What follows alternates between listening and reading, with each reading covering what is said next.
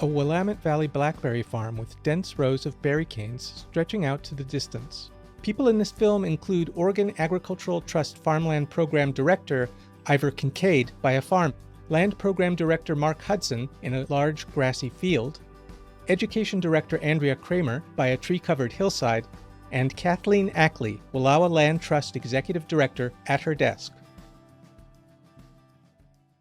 Ivor. With a unique climate and rich soils, Oregon farmers grow over 200 fruits, vegetables, and other crops. While Oregon has land use laws to protect some farmland from development, farmers and ranchers still face many challenges. The average age of farmers in Oregon is about 60 years old, and nearly 80% of them have no succession plan for their land or business. 2/3 of all Oregon farmland is predicted to change hands over the next 20 years.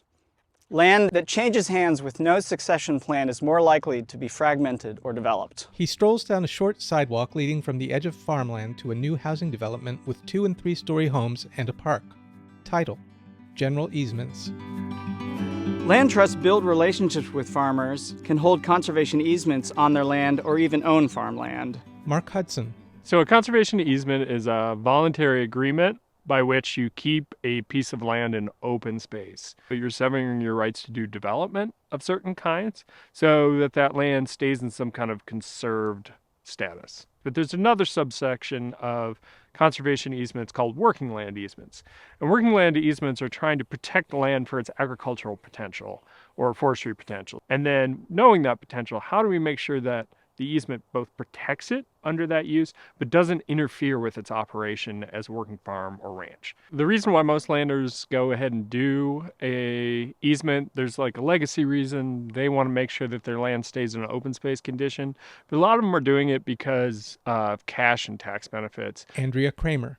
Oftentimes, they can secure some funds from the easement to inject liquidity back into the operation, pay down existing mortgages, and secure additional property next door or otherwise to expand the operation. The potential tax bill that's associated with the estate planning process is often a burden on the family. Accessing funds through a working lands easement oftentimes allows that security to be brought to the family operation at a time that could potentially be stressful. Kathleen Ackley. One way I talk about conservation easements, or really about owning property, is when you are a landowner, you are essentially owning a bundle of rights. Maybe one right is a water right. Maybe one right is a subdivision right. Maybe another one is to build a house. Maybe another one's mining. Regardless, all of these rights together is your ownership, your property ownership. And when you work with a land trust to convey a conservation easement, you're agreeing to give up some of those rights. Whatever it is, it's negotiated between us and the landowner. It's unique for each property. But regardless, you still have that bundle of rights. Mark. A lot of people are really concerned when they do a conservation easement that they're giving up their ownership. It couldn't be farther from the truth in reality. The conservation easements, when they're written, they've got pretty clear indications of what you are and aren't allowed to do. And it's generally, let's say if you're on a ranch like this, I'll say in that we want you to continue ranching, that there's usually only going to be minimal interference, if any, with how that is done. You're still going to be able to keep your house. You may even be allowed to build another house or something like that, so long as the general condition of the property is what we were shooting for it to be. Beyond that, you're going to operate that property, again, within the confines of the document, but pretty much like you would any other day of the week. A sign for Wolf Ranch, 1897, with a wolf howling at a full moon. A pickup truck drives by, stacked with hay bales. Text: Working Lands Conservation Easements. Woody Wolf, owner and operator of Woody Wolf Ranch. Primarily today, I'm an export hay grower. That's been a transition. I grew up on primarily a cattle ranch. I came back here in 2002, and I had a college degree and $1,000 in my checking account. And I worked for my parents for 1 year, and then the neighbor's place came up for sale. I'd known the neighbor since I was, he'd known me longer than I remember him, let's just put it that way. And he agreed to finance 65 to 70% of what he was asking for the property. And then I borrowed the down payment from the bank on a 5-year note. And the part that that the neighbor would finance, why that piece of property would cash flow that part of its payment. The other $500,000 I had to pay off in 5 years. And so I had to come up with a plan to do that. And within that, a conservation easement was on that list. Kathleen Ackley inside the offices of the Wallowa Land Trust in Enterprise, Oregon. Wallowa Land Trust has worked with Woody and Megan Wolf from the very beginning of when our organization came together in 2004. Their project was the first conservation easement that we acquired. It's an incredible piece of property. Clumps of snow collect on the branches of big and small trees lining a river. It includes the confluence of the Wallowa and Lostine rivers, which is also a traditional Nez Perce tribal encampment. The property has incredible wetlands, amazing wildlife habitat, but it's also a working farm. So working with Woody, it was about how their family really wanted to see both those things protected, not just the habitat, but also the future of working lands. There was numerous things that really fit into our goals around land conservation. And Woody and Megan had their goals around, they wanted to keep their farm intact, but they also wanted to get some capital out of it. And so we had a great opportunity to collaborate with their family on a permanent deed restriction that allows for continued farming, ranching on that property, but also while protecting all of that incredible habitat and the traditional encampment that is on the land. I kind of viewed it as a win-win from a financial standpoint and an environmental standpoint. It did create a boost that I needed in the form of paying down term debt, but it was kind of a reshuffle from the original intent of paying on a mortgage. So once we get to a point where the landowner and the land trust agree that they want to move forward together on a conservation easement, that really is when a lot of the real work begins. We have a list of due diligence activities that we will undertake. We will visit the property. We will document all of the structures that exist or don't exist. We will look at the title. We will get the property appraised. We will create what we call a baseline documentation report, which serves as kind of a reference point for what the condition of the property was at the time that the deed actually closes. Depending upon how large and complex the project is, it would be surprising if you can get it done within a year. Text, conveying an easement. A stand of prickly teasels with their dried flowers half covered in snow. Tony Toso, first vice president and CFO of Edwards, Leanne, and Toso, Inc. The conservation easement appraisal can happen at any point within the time frame of negotiations from when the landowner and the land trust begin talking to when it finally ends. You take on the appraisal like you would any other appraisal, but really you're doing two in one. So in the before condition, which is, the property without the easement in place, we're looking at highest and best use, typically what you would do under normal appraisal circumstances. So you're putting together your support, your data, your sales, all that legwork that you get done to create or to put together that opinion for the before condition. Again, we look at highest and best use in that after condition. We're looking for sales that have similar restrictiveness to that easement, like our subject easement. If I want to have a business in this market, it takes land. And that land is sold to me at a price that is not based on the benefit to my business. It's based on what people that have made more money doing something else, typically, will pay for it so that they can look at those mountains. The sale price is set by highest and best use, which in a county that is rural and scenic is usually comparative sales. So there's 4 tests to highest and best use. What do local, state, and federal regulations keep you from doing or allow you to do? Okay, very important.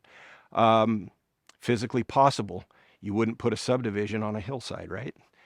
You may not put a almond development in a floodplain, those types of things. So physically possible is another consideration in highest and best use. Then financially feasible. Is it even feasible to look at? Will it break even? Okay. And then maximally productive. What is the highest use that is available to that property? Because once we establish that highest and best use, we're looking for sales with similar highest and best use. So if it's ag, your highest and best use is ag, we're probably not going to go use a small urban transition or rural home site property that's had its highest and best use been determined that way. Once we're going through all of the due diligence activities for any particular project, one of the things we do is go do a thorough title review. So we get a title report, and this looks really at all of the easements that you may have on your property, whether you have a mortgage or not. And some of those could potentially impede our ability to get a project done because we want to protect a piece of property, but if you have, for instance, maybe a giant easement for an energy company to put a line through the middle of your property, well then that puts, it's a big obstacle for us to be able to complete that project on the property. One of the most important things really is to make sure that you, as the land trust and the landowner, fully understand what is inside that conservation easement before you sign on the dotted line, because it's a legally binding document that is there in perpetuity. So making sure that you truly understand what is allowed and is not allowed is really important. Challenges to a conservation easement are usually not by the landowner who you initially entered that agreement with. It's successor landowners. It's when someone new buys that property and they don't really understand what that easement means. So we as a community, the land trust community, have learned that communication is absolutely key. And we visit our properties at least once a year. We do monitoring. We visit with the landowner about any potential problem areas. I mean, the last thing we want to do is be in a contentious situation with a landowner. So again, communication, communication, communication. Woody. The easement process financially benefited the business in that once the easement got put in place and I was paid, I was able to use that money to reduce debt. Now it's property that I still own, and if I want to do something, I need to refer back to the easement language and then confer with the land trust. Okay, this is the way I read the easement, so I think that I can do this. Do you read it the same way? Do you think that I can do this? And so there's always that need for communication, where before it would have just been, well, that's not illegal, so I can go do it. I guess my advice would be to understand how multifaceted the easements are. From a tax ramification, from a legal ramification, most landowners are not experts in those fields. Most easement holding entities are not experts in those fields. So try to think of all of the ramifications that doing this easement can have and account for them all moving forward. You might want to pull in some experts in areas that you wouldn't have initially thought of so that you cover all your bases. I think easements, conservation easements, I think they're a great thing.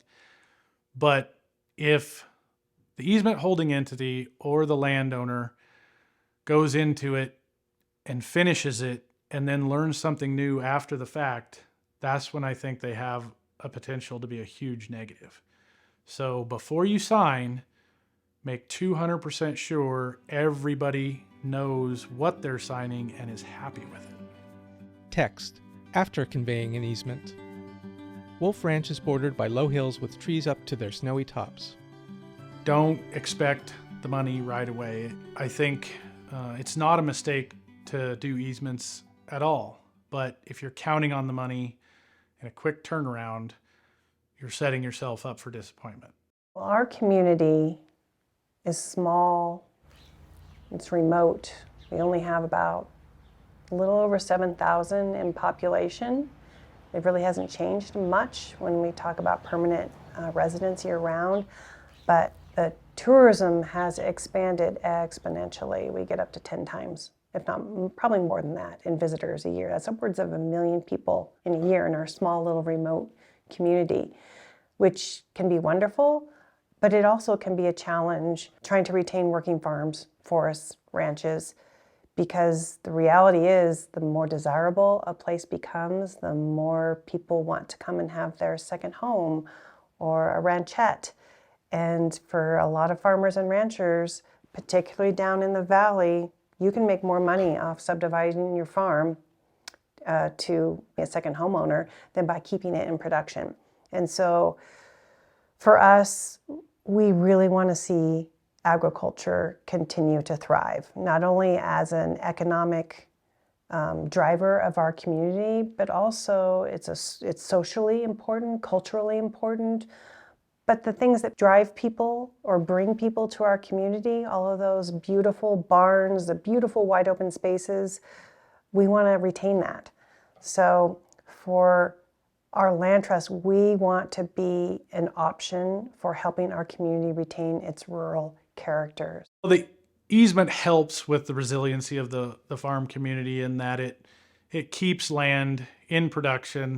What I see is that when a piece of property sells and it is taken out of ag production, the odds that it benefits our food supply decrease drastically. You know, one of the most wonderful things really about going through this process from start to finish is how well you get to know the landowner and their family.